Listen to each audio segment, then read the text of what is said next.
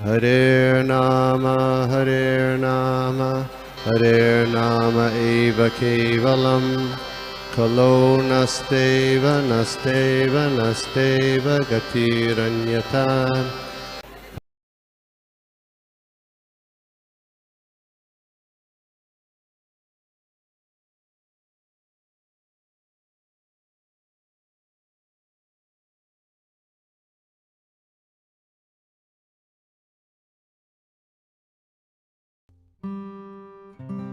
करेंगे राधा कृपा कटाक्ष से। ईश्वरी ईश्वरी ईश्वरी सुरेश्वरी वेद भारतीश्वरी मानुषासनेश्वरी रमेश्वरी रमेश्वरी प्रमोदकानेश्वरी प्रजेश्वरी प्रजाधिके राधिके नमोस्तुते राधिके नमोस्तुते राधिके नमोस्तुते भगवते वासुदेवाय नमो भगवते वासुदेवाय भगवते वासुदेवाय नारायणं नमस्कृत्यं नरं चैव नरोत्तमं देवीं सरस्वती व्यासं ततो जयमुदीरये नष्टप्रायेषु भद्रेषु नित्यं भागवत सेवया भगवती उत्तमश्लोके भक्तिर्भवति पंकजनाभाय नमः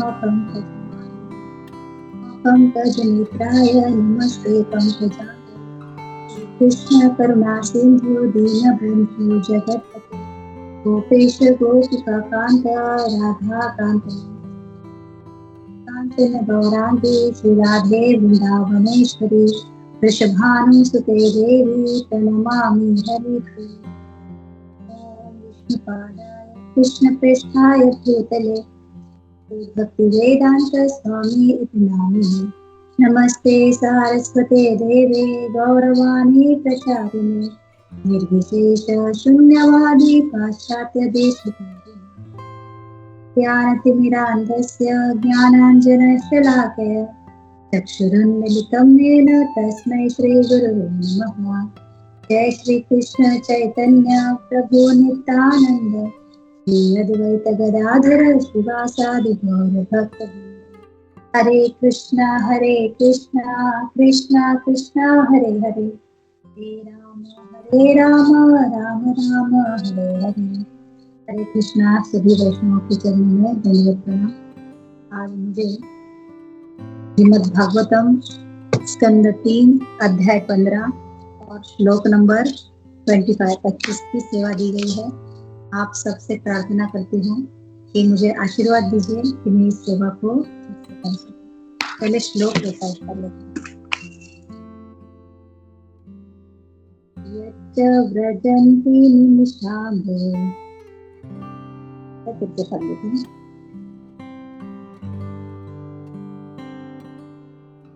यच्च व्रजन्त निमिषाम्भुषभावभृत्या दूरे यमायुपरिण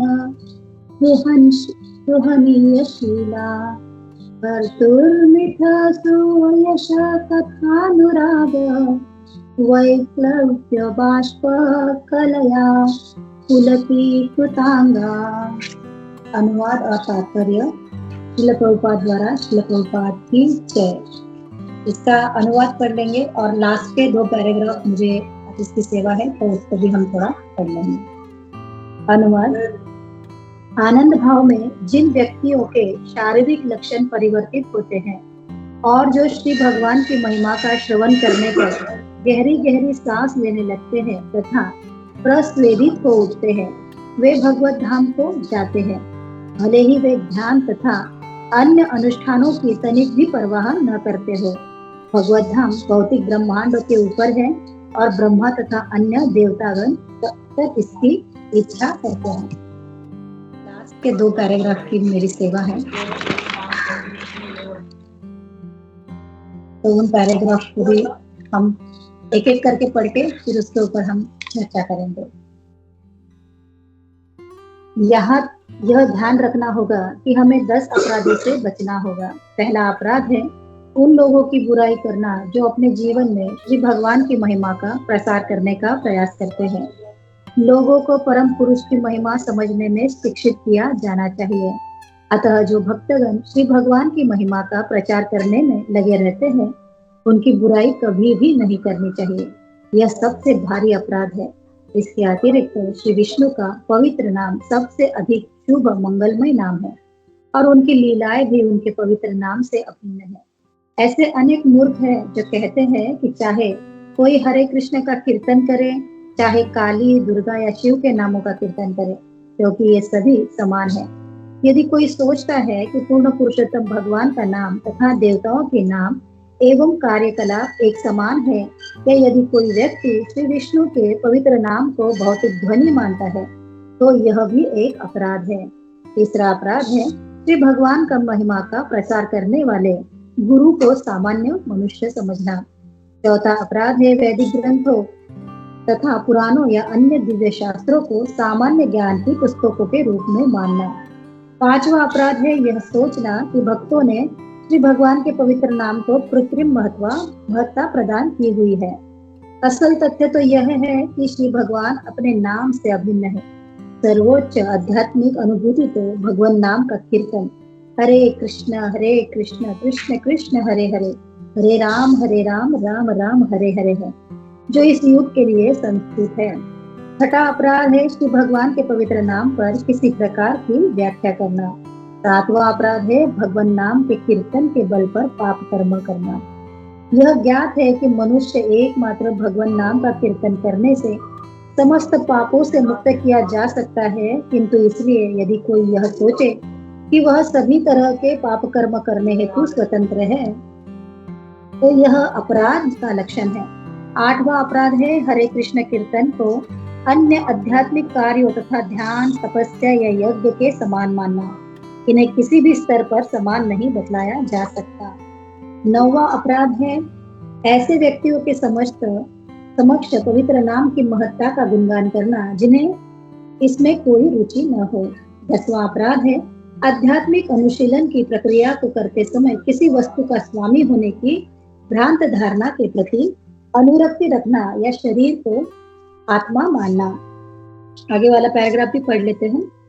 जब मनुष्य भगवान नाम का कीर्तन करते समय इन 10 अपराधों से मुक्त होता है, तो उसमें शारीरिक भाव लक्षण उत्पन्न होते हैं जो पुलकाश्रु कहलाते हैं।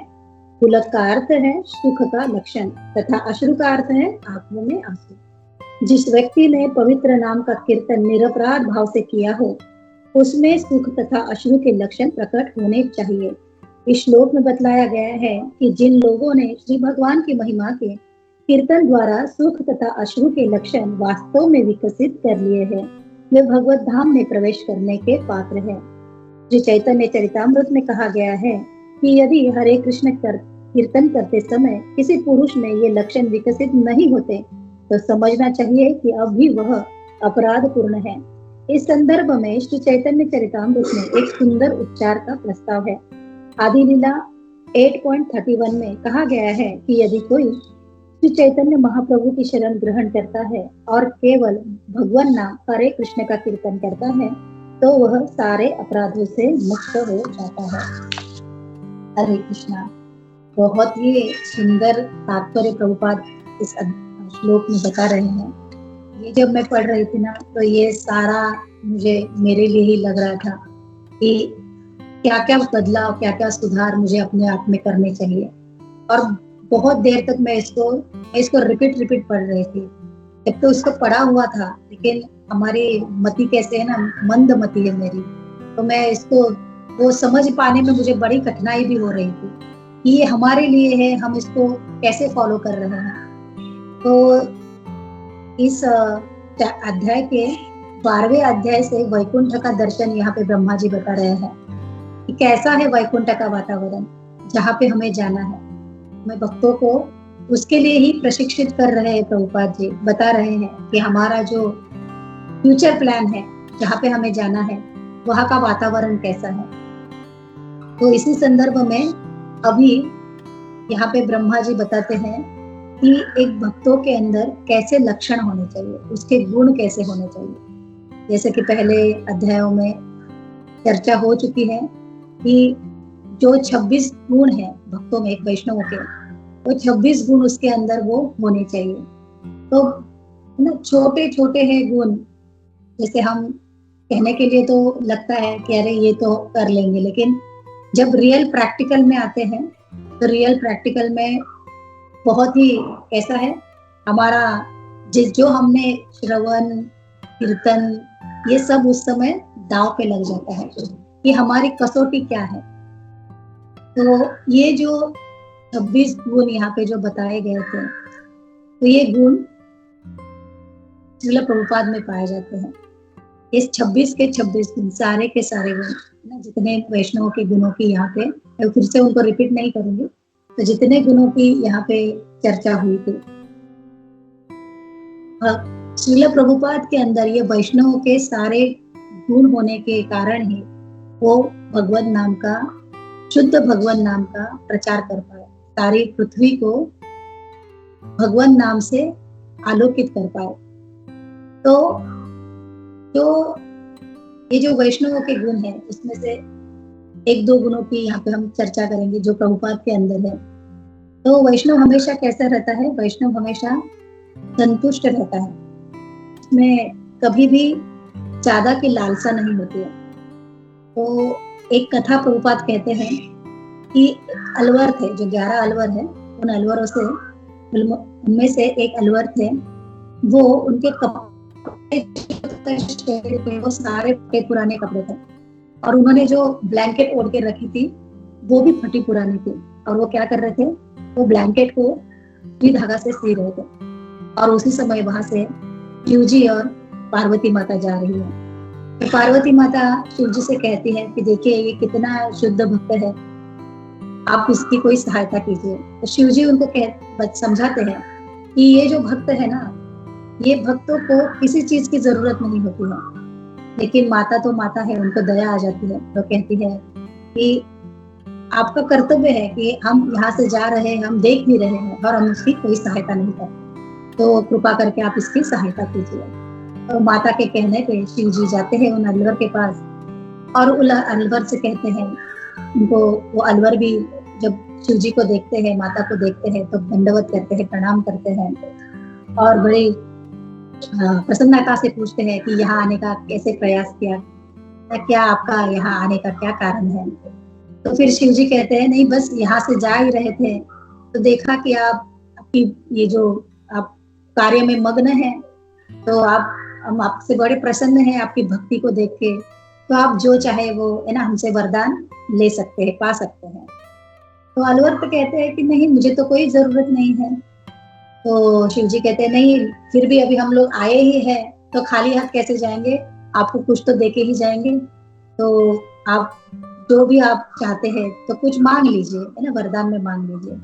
तो जो अलवर है, वो अलवर सोचते हैं कि मुझे क्या चाहिए, मुझे क्या जरूरत है। और अभी वो कहते हैं कि ठीक है, ये जो मैं जो ये सुई धागा यहाँ पे जो कर रहा हूँ, ब्लैंकेट सी रहा हूँ, तो ये सुई के नोक में ये धागा नहीं जा रहा है, तो जरा मुझे हेल्प कर दीजिए, ये सुई के नोक में ये धागा डाल दीजिए। तो पार्वती माता तो एकदम थक हो जाती है ये देख के कि मांगने के लिए ये अलवर तो कुछ भी मांग सकते हैं, लेकिन क्या मांग रहे हैं कि सुई के नोक से ये धागा निकाल दीजिए। तो ऐसे वैष्णव होते हैं, ऐसे वैष्णव के गुण होते हैं कि वैष्णव हमेशा संतुष्ट होते हैं। प्रभुपाद और एक छोटी कथा बताते हैं कि वैष्णवों को हमेशा कैसे होना चाहिए, क्षमाशील होना चाहिए, हमेशा फॉरगिवनेस, ये उनका गुण होना चाहिए। तो एक राजा के दरबार में एक वहां उनकी जो प्रजा का एक आदमी है, वो जाता है, उसने राजा से 1000 रुपए उधार लिए थे। अभी जब उधार लिए थे, अब उसको वो उधारी चुका नहीं पा रहा है, वो राजा के पास जाता है और राजा को कहता है कि मैं आपसे उधार लिए थे 1000 रुपये, लेकिन मैं इसको इतने महीने हो गए, बहुत काल बीत गया, लेकिन मैं उसको चुकाने में बड़ा असमर्थ हूँ। तो राजा उसको कहते कि नहीं, तुम्हें तो चुकाना पड़ेगा, तुमने तो वचन दिया था कि तुम उसको रिटर्न करोगे और इसके आधार पे ही तुमने लिए थे। तो कहने लगा कि नहीं, मेरे से वो नहीं हो रहा है मुझे। तो राजा कहता तुम्हें इसके लिए दंड मिलेगा। तो क्षमा याचना करने लगता है कि नहीं, मुझे क्षमा कर दीजिए कि मैंने एक तो बताने के लिए भी भूल कर दी, मैंने आने के लिए भी बहुत देर लगा दी। तो राजा कहता है ठीक है, अभी इतना क्षमा याचना कर रहे हैं। तो राजा उनको माफ कर देते हैं। फिर वो जो गृहस्थ है, वो जब रास्ते से जा रहे थे तो उनको एक आदमी मिलता है। उस आदमी ने उनके 100 रुपए लिए हुए थे। तो उनको पकड़ता है और कहते हैं अरे कहाँ छुप के जा रहा है, मेरे 100 रुपए तूने नहीं दिए, तूने मेरे से लिए हुए थे। तो वो आदमी कहने लगता है कि बहुत लाचार हूँ कि ऐसा ही मेरा समय, ऐसा वक्त बुरा चल रहा है कि मैं आपके उधारी चुका नहीं पा रहा हूँ, तो मुझे माफ कीजिएगा। तो वो जो आदमी है वो गृहस्थ कहते कि नहीं, तुमने तो बड़ी गलती की है, तुम्हें तो दंड मिलना ही चाहिए, चलो तुम अभी राजा के पास चलो, तुम्हें तो अभी दंड मिलना ही चाहिए, तुम्हें तो मैं कारागृह में डाल दूंगा। तुमने मेरे साथ क्या करा है, तुमने मेरे साथ धोखा किया है, मेरे पैसे भी ले लिए, तुम आए भी नहीं, तो तुम्हें राजा के पास चलना पड़ेगा। और वो उसको राजा के पास लेके जाता है।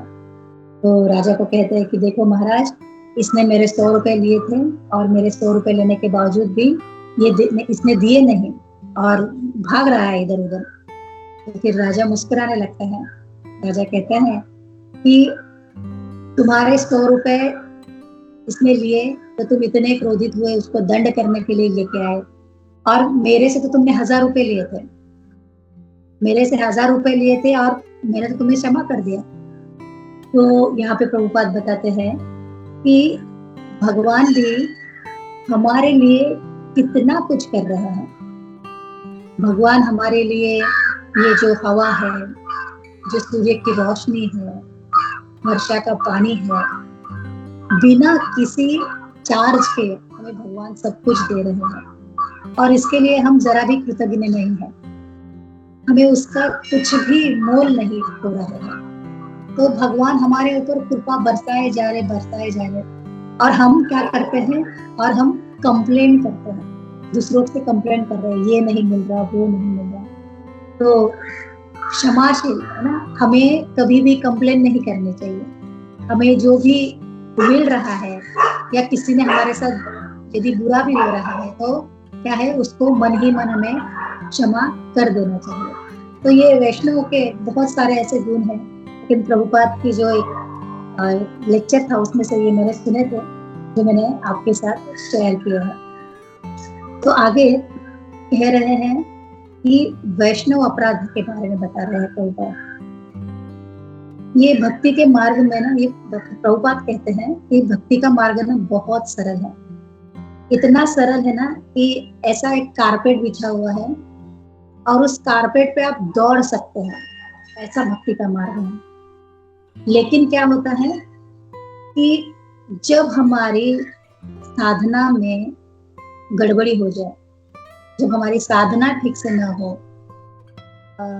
एक लेक्चर में मैंने सुना था, सच्चिदानंद प्रभु जी कह रहे थे कि अटर मैडनेस, प्रमाद करते हैं हम, एक ऐसा स्टेज आता है कि उसमें प्रमाद हो जाएगा। और जब प्रमाद हो जाता है तो होता क्या है कि वैष्णव अपराध होने शुरू हो जाते हैं। हमारी साधना ठीक से नहीं है, तो ये क्यों ठीक नहीं है, हम क्यों हमारा जपा, हमारी चैंटिंग ठीक से नहीं कर पा रहे हैं, क्योंकि हमारा आहार ठीक नहीं है। तो आहार सिर्फ भोजन वाला आहार नहीं, तो हमारे जो पांचों इंद्रियां हैं, इन पांचों इंद्रियों का आहार ठीक से नहीं है। जो हमारी आंखें हैं, तो जो आंखों को जो आहार लेना है वो आहार हम ठीक से नहीं ले रहे हैं।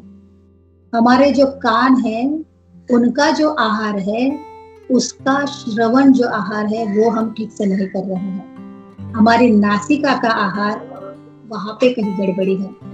हमारे जिह्वा के आहार में बहुत ही बड़ा घोटाला है। हमारे स्पर्श के आहार में बहुत ही गड़बड़ी है। तो ये जो पांचों इंद्रियों के आहार में जब क्या है दूषण आ जाता है, ये प्रदूषित हो जाता है, तो हमारी साधना, हमारा जप बिगड़ जाता है। जब हमारी साधना ठीक से नहीं होगी, हमारा जप ठीक से नहीं होगा, तो क्या होगा, ये हमारे से वैष्णव अपराध होने शुरू हो जाएंगे। तो यहाँ तो 10 नामापराध हम सब लोग सुबह जब मॉर्निंग में जपा करने समय उठते हैं तो सब लोग ये जानते ही है 10 नामापराध। तो यहाँ पे प्रभुपाद जी बताते हैं कि एक उच्च वैष्णव की क्वालिटी क्या होनी चाहिए। हमें इन नामप्रदों से बच के आगे निकलना है। तो हमारा श्रवण कीर्तन इतना स्ट्रांग होना चाहिए कि ये श्रवण के ऊपर ही हमारी साधना होती है। हम क्या सुन रहे हैं, हम किससे सुन रहे हैं, तो इससे ही क्या होता है, हमारी भक्ति को पुष्टि मिलती है, हमारी भक्ति को, हमारे कीर्तन को ताकत मिलती है। तो प्रभुपाद भक्तों की कुछ श्रेणियां बताते हैं कि कैसे कोटि के भक्त हमें होना चाहिए और कैसे कोटि के भक्त हमें नहीं होना चाहिए। तो उसमें सबसे पहले बताते हैं उच्च कोटि के भक्त में वो चातक पक्षी आता है। वो चातक पक्षी क्या करता है, जैसे चातक पक्षी के समान वो सिर्फ वर्षा ऋतु का ही पानी पीता है, और वो भी कैसे, वो पानी जमीन को स्पर्श करने से पहले ना हवा में ही वो पानी पी लेता है, जमीन को भी स्पर्श ना करे।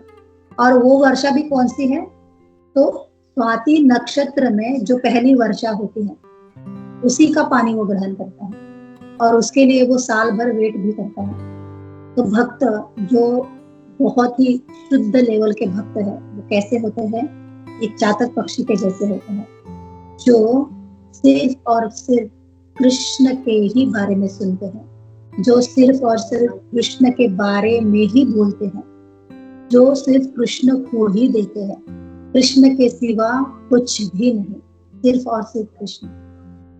फिर दूसरे आते हैं तोता।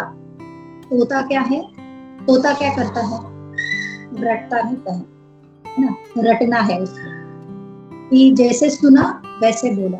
तो ये भी एक कैटेगरी ठीक है कि जैसे सुखदेव गोस्वामी ने व्यासदेव जी से सुना और बोला, यहाँ पे भागवतम ऋषिक महाराज को बता रहे हैं। तो श्रुतिधर, श्रोता क्या होगा, तोता क्या हो गया, श्रुतिधर हो गया कि जैसे सुना है वैसे ही बोल रहा है। तो ये भी एक अच्छी क्वालिटी है। फिर आता है हंस। हंस क्या करता है, तालाब में है पानी के अंदर, लेकिन उसमें से सिर्फ दूध को ही ग्रहण करता है। तो श्रोता की एक क्वालिटी ऐसी भी होती है कि बहुत सारा समाज में भौतिक, इसमें बहुत सारे ग्रंथ पढ़े हैं, बहुत सारा उनके लिए माध्यम है, लेकिन क्या करते हैं, सिर्फ कृष्ण कथा को ही चुनते हैं, कृष्ण कथा के लिए ही फर्स्ट प्रेफरेंस देंगे। आजू बाजू में बहुत सारा चल रहा है, बहुत सारी नौटंकी हो रही है, लेकिन उनका क्या है, उनको उसका ही जो भागवतम का सार है उस सार को ग्रहण करते हैं। सुनते तो है, सब कुछ सुनते हैं, लेकिन वो सार ग्रहण करते हैं। फिर आते हैं मछली। मछली क्या करती है, मछली पानी में भी अपनी आंखें खोल के, मुंह खोल के रहती है। तो एक भक्त कैसा होना चाहिए, जब कथा चालू हो, कथा चल रही हो, तो उसका अपनी इंद्रियों पे पूरा संयम होना चाहिए। जैसे उसकी फोकस है ना, उसकी आंखें, उसके कान, पूरा उस कथा पे कॉन्सेंट्रेट होना चाहिए, इंद्रियों पे संयम होना चाहिए। तो प्रभुपाद कहते हैं कि इनके जैसा होना चाहिए, भक्त को ऐसा श्रवण करना चाहिए। अभी कहते हैं इनके जैसा नहीं होना चाहिए। तो उदाहरण देते हैं सियार का। सियार क्या कहता है, उल्फ। सियार क्या करता है कि बहुत शोर मचाना है, आवाज करना है ना। लोग जैसे क्या होता है, वो सियार की आवाज से ना सारे हिरन भाग जाते हैं। तो जैसे कीर्तन प्रवचन चल रहा हो तो प्रवचन में क्या करना है, उठपटांग से क्वेश्चन पूछने हैं, जिसका कोई रिलेवेंस भी ना हो ऐसे प्रश्न पूछने हैं।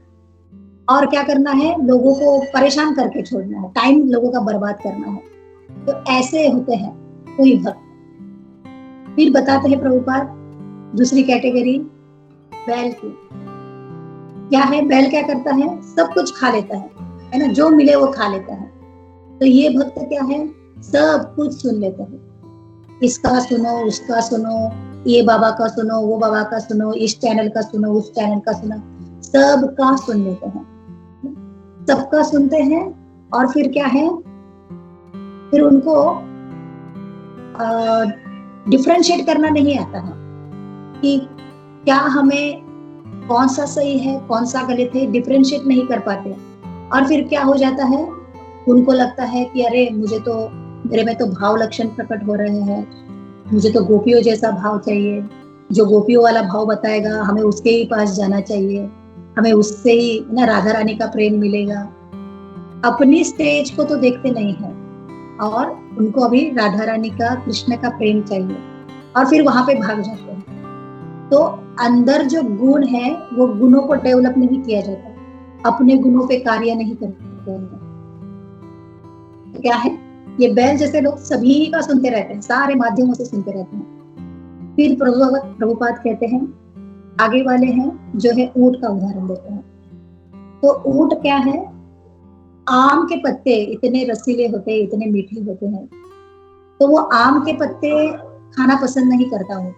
वो क्या करता है, बबूल के पत्ते, जो बबूल के कांटे होते हैं उनको चबाता है। तो उनको चबाने से क्या होता है, उसके मुंह में खून आता है और उसको ही वो पी के उसको लगता है कि बड़ा रस आस्वादन कर रहा है। तो ये जो लोग हैं इनको कृष्ण कथा में इनको इंटरेस्ट नहीं आता, इनको और चीजें चाहिए जीने के लिए, इनको इंद्रिय तृप्ति चाहिए कि मुझे किसमें आनंद आ रहा है, मुझे किसमें रस आ रहा है। जो शास्त्रों से, जो गुरु परंपरा से आ रहा है, ये जो इसका अमृत का आस्वादन है, इसमें इसको रस नहीं आता है। तो ऐसे भक्तों की गुणावली यहाँ पे प्रभुपाद बता रहे हैं कि कैसे हमें होना चाहिए और कैसे हमें नहीं होना चाहिए। तो ये जब हम वैष्णवों के गुण हमारे अंदर विकसित करेंगे तो क्या होगा, ये गुणों के कारण हमारी जो इंद्रिया है वो संयमित हो जाएंगी। संयमित होने के कारण क्या है, वो कृष्ण के निकट जाएंगे ये सारी इंद्रिया। और कृष्ण के निकट होने के कारण जब हम नाम जप करेंगे, जब हम कीर्तन करेंगे, तो हमारे अंदर वो भाव लक्षण प्रकट होंगे। यहाँ पे प्रभुपाद बता रहे हैं ना कि पुलकाश लेके आंखों से अश्रु आना, कंप होना, बताते हैं पसीना आना, स्वेद आना, कभी स्तंभ के जैसे खड़े होना, ये सारे लक्षण प्रकट होंगे। तो ये लक्षण प्रकट होंगे तो वो हमें समझ भी आते हैं, हमें पता भी चलता है कि मेरे साथ ऐसा हो रहा है। तो ये जब स्टेज आते हैं उस समय में हमारे अंदर वो सारे दैवी गुण उपस्थित रहते हैं। तो यहाँ पे प्रभुपाद हमें उसी लेवल पे लेके जाना चाह रहे हैं कि अपने अंदर उन गुणों को विकसित करना है हमें, उस स्टेज तक आना है हमें कि हम भगवान के अस्तित्व को हम समझ पाए। आप कभी मॉर्निंग सुबह ब्रह्म मुहूर्त में आप साधना कर रहे हो, तो साधना करते समय आपको फूलों की सुगंध आएगी, जबकि वहां पे फूल भी नहीं होंगे, आपने फूल अर्पित भी नहीं किए होंगे, लेकिन आपको बहुत सुंदर फूलों की सुगंध आएगी। तो समझना चाहिए कि क्या है, हमारे वहां पे हमारी जो प्रार्थना है, हमारा जो जप है, उसको सुनने के लिए साक्षात भगवान वहां अवतरित है। क्योंकि भगवान जो गले में माला पहनते हैं ना, उन माला की वो खुशबू है जो हमें उस समय आ रही है। कभी कभी क्या होता है, कोई भक्त तो बांसुरी की आवाज सुन लेते हैं, कोई भक्त नुपुरों की आवाज सुन लेते हैं। कभी क्या होता है, शरीर में कंपन आ जाते हैं, वाइब्रेट होता है आपका शरीर। तो ये होगा जब हमारा जो जप है वो हम विधि पूर्वक करेंगे। जैसे प्रभुपाद बता रहे हैं ना कि मॉर्निंग हमें, जो हमारे भक्ति के 64 अंग है उनमें से 45 तो हमारा मॉर्निंग, जो हम लोग मॉर्निंग विधि करते हैं उसमें ही हो जाता है। सुबह 4 बजे से 9 बजे तक जितना हम भागवतम क्लास करेंगे, मंगल आरती करेंगे, जपा टॉक सुनेंगे, इसमें ही हमारे भक्ति के 45 अंग कंप्लीट हो जाते हैं। तो इस लेवल तक हमें आना होगा, यहाँ तक हमें पहुंचना होगा। तो ये होगा कैसे? ये होगा श्रवण के माध्यम से। हम क्या सुन रहे हैं, हम कैसे सुन रहे हैं, तो हमें वही सुनना है जो हमें वैकुंठ तक हमें जाने के लिए क्या हो, हितकर हो। तो वैकुंठ में जाने के लिए, हितकर होने के लिए हमें तो भगवान की लीलाओं को ही सुनना है, भगवान के बारे में ही सुनना है। और ये जो हमारे आचार्य हैं, हमारे जो महाराज हैं, जो उन्होंने इसका अनुभव किया है, वो हमें बता रहे हैं कि कैसे चलिए, कैसे आगे बढ़िए। तो हमें उनको सुनना है क्योंकि उन्होंने उसका साक्षात्कार किया है।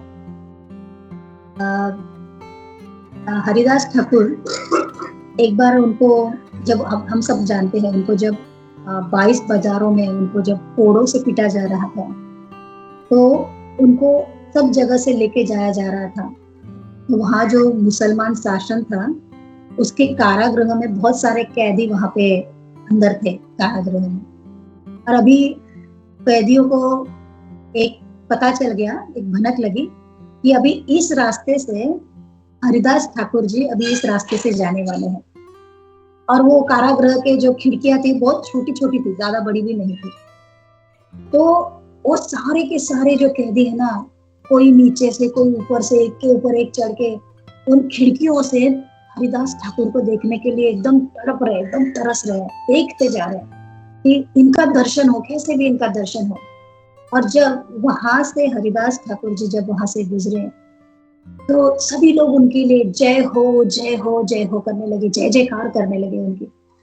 और हरिदास ठाकुर दोनों हाथ ऊपर उठाए, उनको कहने लगे, आप जिस अवस्था में हो ऐसे ही रहो।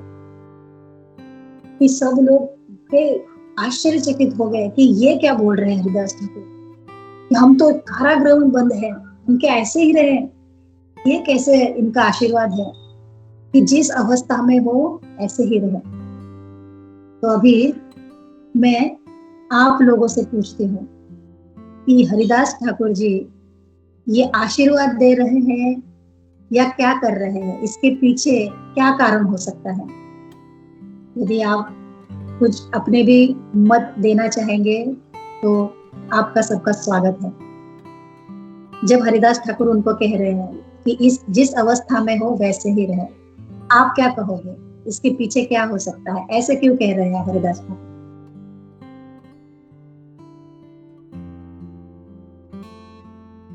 आप बताना चाहेंगे कोई?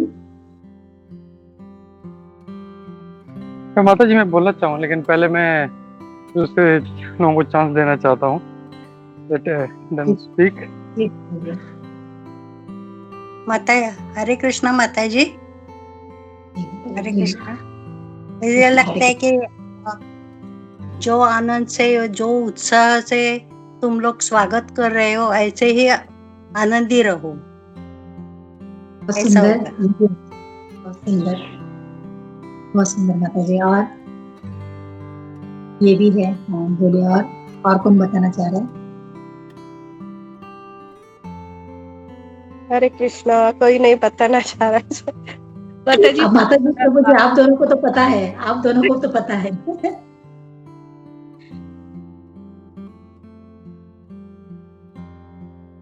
हरे कृष्ण माता जी।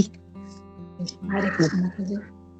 माता जी शायद इसलिए हरिदास ठाकुर मेरे गेस्ट में जितना गेस्ट कर पा रही हूँ कि इसलिए वो ऐसे कह रहे हैं कि जिस अवस्था में अभी हो वैसे ही रहो, क्योंकि बहुत ही विरले हम देखते हैं कि जब भी हम भगवान को या भगवान के किसी भक्त को हम देखते हैं जो बहुत शुद्ध भक्त है, तो जो हमारे अंदर भाव प्रकट होते हैं ना, वो उसी टाइम के लिए होते हैं। और बहुत ही विरले ऐसा होता है कि हमारे साथ ऐसा हो कि हमारे रोंगटे खड़े हो जाए। तो वो चाहते हैं कि वैसा वो जो उसको फील कर पाए उस इमोशन को, इसीलिए शायद ऐसा कह रहे हैं माता जी। हरी बोल, हरी बोल, बहुत ही सुंदर। यही आंसर है। प्रभु जी आप भी कुछ कह रहे तो बोलिए, हरी बोल। नहीं, मतलब ये मुझे यही ऐड करना था कि वो भले ही कारागृह में हो और जेल में है और वहाँ पे कैद में है, लेकिन उनका चेतना ये है कि भक्तों का उनके मन में कितना प्रति आदर है और कैसे वो तरस रहे हैं उनको भगवान। तो ये जो उनका भावना है, भक्ति जो है उनका और मतलब अच्छा रहे, ऐसे ही रहे, इसके लिए वो बोलते हैं ये एक आशीर्वाद है उनके लिए, तुम जैसे वैसे ही रहो। बोले उनका बाह्य रूप से परिस्थिति ऐसा लग रहा है। हरे कृष्णा। हरे कृष्णा, बहुत ही सुंदर आंसर। दास ठाकुर जी यही बोल रहे हैं कि अभी जो तुम्हारी चेतना है ना, एक वैष्णव के दर्शन के लिए। वैष्णव क्या है? वैष्णव तीर्थम कुर्वन्ति, तीर्थम कुर्वन्ति,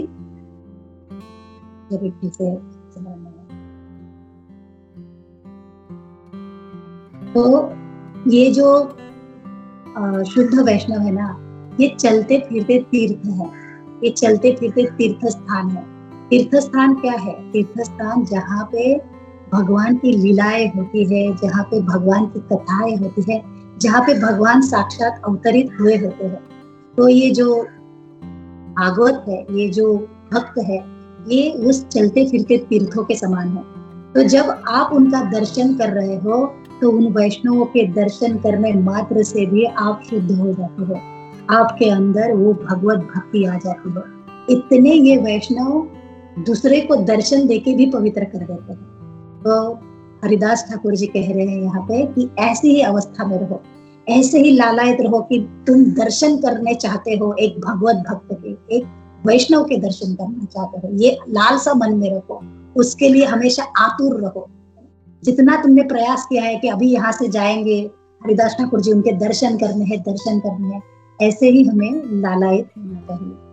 तो हमारा है ना, जो हमारी आहार, हमारे क्या हमें आहार चाहिए, तो हमारी श्रवण, हमारा श्रवण कैसे होना चाहिए? हमारे कानों को भगवत कथा ही हमें सुननी चाहिए।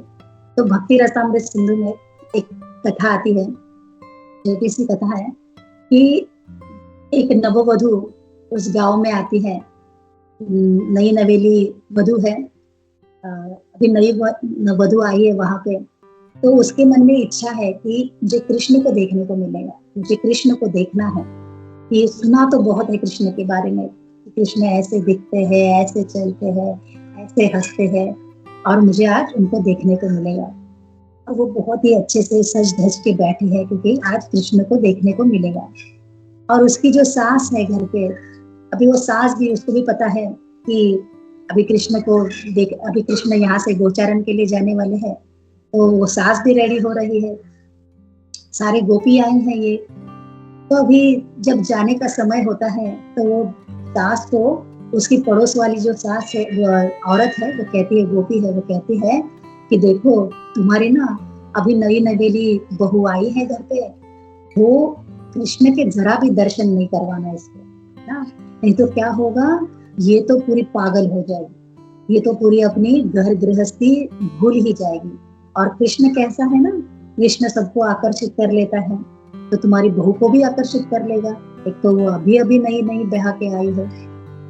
तो जैसे ही वो सास सुनती है कि अरे हाँ ये तो बात सही है, तो अपने बहू को कहती है कि क्या करो, ना तुम अभी मत आओ, तुम घर पे ही रुको। और बहू को घर पे ही रुकने के लिए कह के वो खुद चली जाती है। अभी वो बहू जो है, नई नई दुल्हन है, वो दुल्हन सोच रही है कि मैंने तो ये जो विवाह इस घर में किया इसीलिए ही किया है क्योंकि मैंने सुना था कि कृष्ण गोचारण के लिए जाते हैं तो इनके दरवाजे के सामने से जाते हैं, और इसीलिए तो मैंने इस घर में विवाह किया है। और अभी मुझे ये मेरी जो सास है मुझे बाहर आने से ही मना कर रही है, तो इस घर में विवाह करके मेरा फायदा ही क्या हुआ। तो मन में बड़ी ही है ना, बहुत ही दुखी हो ही जा रही है कि मेरे तो विवाह करने का जो मेरा हेतु था वो हेतु ही निष्फल हो गया इस घर में आने का। मुझे तो कृष्ण के दर्शन ही नहीं करने को हो रहे हैं। और अभी वहां से गोचारण के लिए कृष्ण निकल रहे हैं उनके दरवाजे के सामने से, और सभी लोग बातें कर रहे हैं, हंस रहे हैं। और वो जो बहू है अंदर ही अंदर ना बड़ी व्याकुल हो रही है कि क्या ये मैंने ना कि दरवाजे के सामने से रास्ते से कृष्ण जा रहे हैं और मैं कृष्ण को देख ही नहीं पा रही हूँ। और होता क्या है, ऐसे में एक ऐसे आंधी आ जाती है, एक तूफान आ जाता है, जैसे बवंडर जैसे होता है ना, उस तरह से हो जाता है। और वो जो बहू है वो खिड़की में आ जाती है, कहीं से तो मुझे दर्शन हो जाए, कहीं से तो मैं दर्शन कर लूं। और वो जो आंधी है, वो हवा है, वो पूरी हवा वो जो सांस है उस सांस को लपेट लेती है, वो धूल का पूरा जो बवंडर है वो। और उसमें से कृष्ण निकल के आते हैं उस झरोके में, उस खिड़की में, और उस बहू को दर्शन दे देते हैं। और वो इतनी खुश हो जाती है कृष्ण को देख के कि कितना सुंदर, कितना मनमोहक कृष्ण है। और अभी वो जो हवा का जो आंधी है वो आंधी भी निकल जाती है, कृष्ण भी चले जाते हैं। अभी वो सास घर के अंदर आती है, घर के अंदर आती है और कहती है कि दरवाजा खोलती है तो बहू इतनी खुश है, इतना उसका चेहरे पे तेज है। तो वो कहती है तुझे क्या हुआ, इतनी क्यों हंस रही है। तो कहती है कितने सुंदर है कृष्ण, कितने आकर्षक है, कैसी उनकी कांति है, कैसा उनका रूप है, कैसे खिलखिला के हंस रहे थे, है ना, कितने उनका शरीर कोमल है उनका। तो सास कहती है इसने कैसे देख लिया, तुझे कब दर्शन हुए। कहते हैं मैंने उनके दर्शन कर लिए, मैंने उनके खिड़की से दर्शन कर लिए। तो अभी सास को डाउट हो जाता है कि हाँ ये कृष्ण यहाँ पे खिड़की में आके इसको दर्शन देके चला गया होगा। अभी दूसरे दिन के लिए अभी सास सोचती है कि इसको तो मैं अभी अपने साथ ही लेके जाऊंगी, लेकिन इसको तो मैं दर्शन नहीं करने दूंगी। फिर क्या होता है, दूसरे दिन दोनों भी घर के बाहर आके खड़े हो जाते हैं। दोनों बाहर आके खड़े हो जाते हैं और जैसे ही वहां से कृष्ण उस रास्ते से निकलने लगते हैं तो वो सास क्या करती है, अपनी बहू को जो उसके बाजू में खड़ी थी उसको घुमा देती है। तो उसकी पीठ अभी कृष्ण के सामने आ गई है। तो बहू एकदम से ये हो जाती है कि अरे ये क्या हो रहा है, मुझे तो अभी दर्शन करने और ये मुझे तो पीठ दिखा रही है वहां पे। और ऐसे में वो देखती है अपनी सास की आंखों में, सास की आंखों में कृष्ण ने वो पीला पीतांबर पहना हुआ होता है और कृष्ण तिरछी नजरों से उस बहू को देख रहे हैं। और वो इतना देख के उसकी आंखों से अश्रु आने लग जाते हैं, वो मूर्छित होने जैसी हो जाती है कि कृष्ण कितनी प्यारी मुस्कान से मुझे देख रहे हैं। और अभी ये जो सास है, वो सास को पता चल जाता है कि मेरी आंखों से इसने कृष्ण के दर्शन कर लिए हैं। तो ये वृंदावन की लीलाएं हैं, यही हमें इनका ही नित्य हमारा स्मरण होता रहे। जब हम इनका श्रवण करेंगे तो क्या होगा, इनको मनन भी करना होना है, कि इनको हमें याद करना होना है कि मैंने कैसा सुना है, मैंने कैसा देखा है। हमें वहां पे खुद को विजुअलाइज करना होगा, मनन करना होगा। फिर इसके बाद आता है निधि ध्यासन। निधि ध्यासन यानी कि ये हमारे आचार्य भगवान का दर्शन कर पा रहे थे, वो उनको देख पा रहे थे। हमारे संत तुकाराम महाराज है, वो भगवान को देख पा रहे थे। तो उनकी जो प्रोसेस है, उस प्रोसेस को हमें क्या करना पड़ेगा, अमल करना पड़ेगा। हमें उनके पद चिन्हों पे चलना होगा। तो ये क्या होगा, निधि ध्यासन होगा। तो प्रभुपाद जी ये 3 क्रियाओं पे ज्यादा बल देते हैं, श्रवण, मनन और निधि ध्यासन। तो मैं मेरी आज कथा को यही पे विराम करूंगी। जो भी कोई मुझसे त्रुटि हुई है वो मेरी ही अशुद्धि की वजह से है, और जो भी कुछ आपको अच्छा लगा होगा वो सारे महाराज की कृपा है। All glories to Maharaj, all glories to Prabhupada की जय। आपको किसी को कुछ ऐड ऑन करना है तो आपका सबका स्वागत।